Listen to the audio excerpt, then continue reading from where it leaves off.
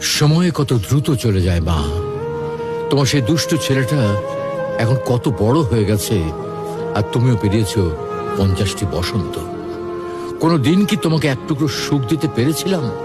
কেবলই মনে পড়ে তোমার সঙ্গে বিনা কারণে রাগ করে কথা বলার মুহূর্তগুলোর কথা মা।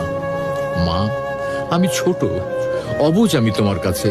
আমি তোমার সন্তান মা। তোমার কাছে ক্ষমা চাওয়ার মতো যোগ্যতাটুকু আমার নেই।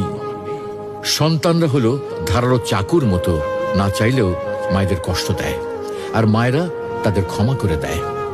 শুনেছি মা আর সন্তানের মাঝে অজানা একটা বাঁধন থাকে, যে বাঁধনের কারণে মা সন্তানের কথা কোনো মাধ্যম ছাড়াই শুনতে পায়।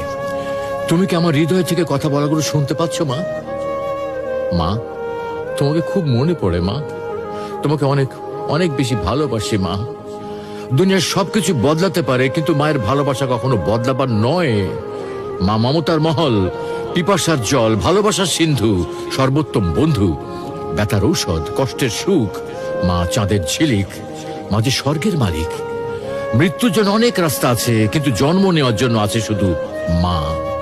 মা এমন একটা সম্পদ, যা হারিয়ে গেলে পৃথিবীর কোথাও আর খুঁজে পাওয়া যাবে না। ভালোবাসতে সবাই পারে, তবে মায়ের মতো কেউ ভালোবাসতে পারে না।